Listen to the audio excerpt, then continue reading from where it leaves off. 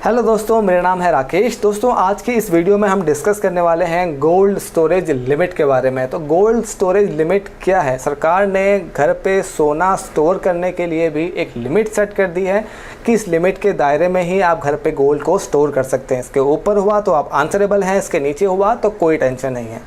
दोस्तों, जैसा कि हम जानते हैं कि जब नोटबंदी हुई थी तो नोटबंदी होते ही लोगों ने पुरानी करेंसी को एक्सचेंज करने के लिए भर भर के गोल्ड परचेज़ किया, घर पे स्टोर कर लिया, जो कि नज़र में आ गया हमारी सरकार ने उससे बचने के लिए एक लिमिट सेट कर दी। 1 दिसंबर 2016 को central board of direct taxes ने ये अनाउंस किया था कि घर पे आप सोना स्टोर कर सकते हैं, बट उसकी एक लिमिट होगी। आपके फैमिली मेम्बर्स के अकॉर्डिंग एक लिमिट सेट की गई है, जो कि 3 पार्ट में डिवाइड करी गई है। आज हम इसी के बारे में डिस्कस करने वाले हैं। वीडियो को एंड तक देखिएगा, सारे क्वेश्चंस का आपको आंसर मिलेगा। वीडियो पसंद आए तो लाइक कीजिएगा, चैनल को सब्सक्राइब कीजिएगा। इस तरह की वीडियो आपको हमेशा रेगुलरली मिलती रहेंगी। तो दोस्तों, लिमिट क्या है? क्या लिमिट सेट करी है central board of direct taxes ने? इस लिमिट को उन्होंने 3 पार्ट में डिवाइड किया है। इसमें पहला पॉइंट जो आता है वो आता है मैरिड वुमन के लिए, कि मैरिड वुमन अपने लिए ज्वेलरी के रूप में या फिर किसी भी फॉर्म में कितना गोल्ड स्टोर कर सकती है। तो उसका आंसर है 500 ग्राम्स। आपके घर में जो भी मैरिड वुमन है उसके लिए जो लिमिट सेट की गई है वो है 500 ग्राम, यानी कि 50 तोला। अगर आपके घर में कोई अनमैरिड वुमन है तो उसके लिए जो लिमिट सेट हुई है वो है 250 ग्राम। ठीक है, अनमैरिड वुमन के लिए लिमिट है 250 ग्राम्स की, मैरिड वुमन के लिए लिमिट है 500 ग्राम्स की। हम लोगों के लिए क्या, आदमी लोगों के लिए जो लिमिट है वो है दोस्तों सिर्फ 100 ग्राम। ठीक है, 3 पार्ट हैं। मैरिड वुमेन 500 ग्राम, अनमैरिड वुमेन 250 ग्राम, आदमी लोगों के लिए सिर्फ 100 ग्राम।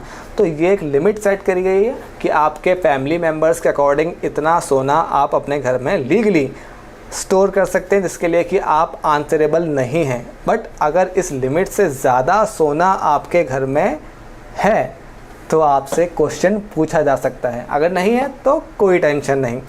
तो यहाँ पे दोस्तों क्वेश्चन ये आता है कि अगर मेरे पास सोना अवेलेबल है और वो सोना मुझे किसी ने गिफ्ट किया है तो मैं क्या करूँ? या फिर पुश्तैनी सोना मेरे पास पड़ा हुआ है, पुरखों की जायदाद में बहुत सारा सोना मेरे पास पड़ा हुआ है, उसके लिए क्या होगा? क्या रूल है, क्या लिमिटेशन है?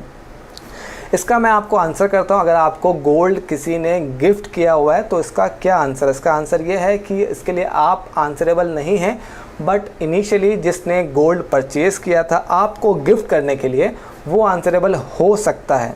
तो आपको सिर्फ ये शो करना है कि इनिशियली ये गोल्ड किसने परचेज़ किया था और किसने ये गोल्ड आपको गिफ्ट किया है। तो क्वेश्चन आपसे नहीं होगा, हो सकता है कि उससे हो जिसने गोल्ड आपको गिफ्ट किया है।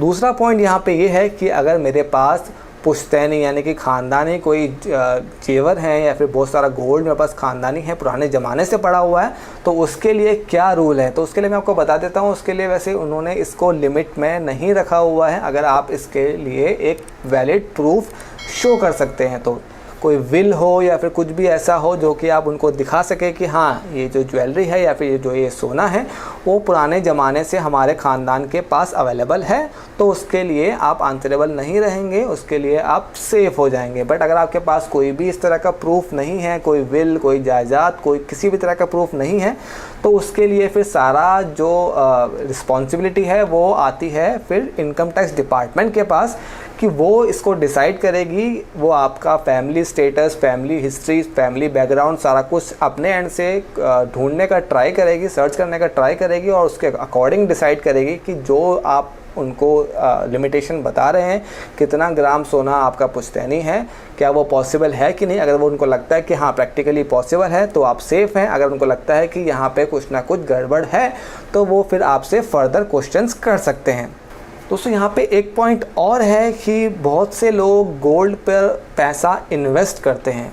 पैसा है, गोल्ड पे पैसा लगा दो। सबको पता है कि गोल्ड की कीमत दिन पर दिन हमेशा इंक्रीज़ होती रहती है। तो बहुत से लोग क्या करते हैं कि जो भी एक्स्ट्रा इनकम उनके पास है या फिर एक्स्ट्रा मनी उनके पास है उसको वो इन्वेस्ट कर देते हैं गोल्ड में, ताकि बाद में 2 साल, 4 साल, 5 साल के बाद उनको अच्छा रिटर्न मिले। तो जो इन्वेस्ट कर रहे हैं उसके लिए क्या लिमिट सेट करी है, उसके लिए मैं आपको बताता हूँ। उसके लिए ऐसी कोई स्पेसिफिक लिमिट नहीं है। उसके लिए बस आपके पास वैलिड प्रूफ होने चाहिए कि भैया आपने इतना गोल्ड परचेज़ किया था इन्वेस्टमेंट पर्पस के साथ, आपने अपने इनकम में उसको शो किया हुआ है, या फिर जो आपने गोल्ड परचेज़ किया था उसका ये बिल है, उसका ये इनवॉइस है और आपने ये सारा कुछ टैक्स पे करने के बाद परचेज़ किया हुआ है और इन्वेस्टमेंट पर्पस के अकॉर्डिंग परचेज़ किया हुआ है। अगर आपके पास वैलिड प्रूफ है यानी कि इनवॉइस है, टैक्स आपने ऑलरेडी पे किया हुआ है, तो उसमें आपको कोई भी टेंशन लेने की ज़रूरत नहीं है। ठीक है, तो इन्वेस्टमेंट पर्पस के अकॉर्डिंग आपके पास हमेशा इनवॉइस होना चाहिए। जब भी आप सोना परचेज़ करें, शॉपकीपर से बोलें कि भैया मुझे इसका इनवॉइस दें और हमेशा उसका टैक्स पे करें ताकि आप फ्यूचर में हमेशा सेफ़ रहें। ठीक है, तो ये सारा कुछ हमने डिस्कस किया गोल्ड की स्टोरेज लिमिट के बारे में। वीडियो को लाइक कीजिएगा, वीडियो को शेयर कीजिएगा, मेरे चैनल को सब्सक्राइब कीजिएगा। आज के लिए इतना ही दोस्तों, थैंक यू सो मच।